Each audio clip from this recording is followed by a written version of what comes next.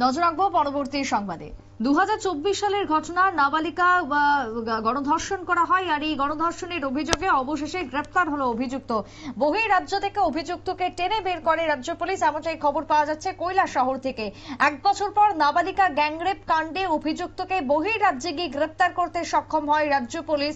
দক্ষিণ ভারতের চেন্নাই থেকে তাকে গ্রেপ্তার করা হয়। খোদ মহিলা থানার ওসি রিপিতা ভট্টাচার্যের নেতৃত্বে 3 জনের এই পুলিশ টিম দক্ষিণ ভারতের চেন্নাইতে গিয়ে নাবালিকা ধর্ষণ কাণ্ডের মূল অভিযুক্তকে গ্রেপ্তার করে কৈলাসহর মহিলা থানায় নিয়ে আসে বলে খবর। কৈলাসহর থেকে কি বক্তব্য শুনুন। ঘটনাটা গত বছর জানুয়ারি মাসের 8 তারিখে একটি কেস রেজিস্টার হয়েছিল আমাদের পিএসএ।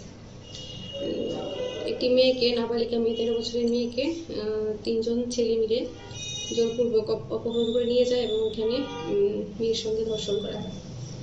এই মূলে 8 তারিখে, গত বছর 8 তারিখে একটি কেস রেজিস্টার হয়, যার মামলা নম্বর 2/24। সেই মামলা হওয়ার পর দুইজন অভিযুক্তকে সঙ্গে সঙ্গে গ্রেপ্তার করা হয় এবং মূল যে অভিযুক্ত ও পালিয়ে যায়। এবং দীর্ঘদিন প্রচেষ্টার পরে আমরা ওর ফোন নাম্বার অ্যানালাইসিস করে ওর টাওয়ার লোকেশনটা ট্রেস করি এবং তারপর আজকে আমাদের টিম যায়, চেন্নাই আমাদের টিম যায় এবং সেখান থেকে ওকে অ্যারেস্ট করে চেন্নাই আরপিএফ এর সহায়তায় ওকে অ্যারেস্ট করে নিয়ে আসা হয়।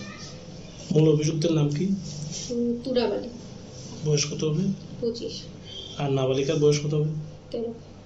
ঘটনাটা কোন জায়গায় হয়েছিল? মনোবিলি চা বাগান। আপনারা শুনলেন এই ক্ষেত্রে মহিলা ওসি রিপিতা ভট্টাচার্যের বক্তব্য। তিনি জানালেন যে ইতিমধ্যে গত 2024 সালের যে ঘটনা ঘটেছিল সেক্ষেত্রে মূল অভিযুক্তকে তারা গ্রেপ্তার করেছে। আগামী দিনে আইন অনুযায়ী পদক্ষেপ গ্রহণ করা হবে অভিযুক্তের বিরুদ্ধে। কৈলাসহরের ঘটে যাওয়া এই ঘটনায় অবশেষে অভিযুক্ত গ্রেপ্তার হওয়া প্রসঙ্গে স্থানীয় জনমনে নেমে এসেছে স্বস্তি। ছোট্ট বিরতির পর ফিরছি, সঙ্গে থাকুন।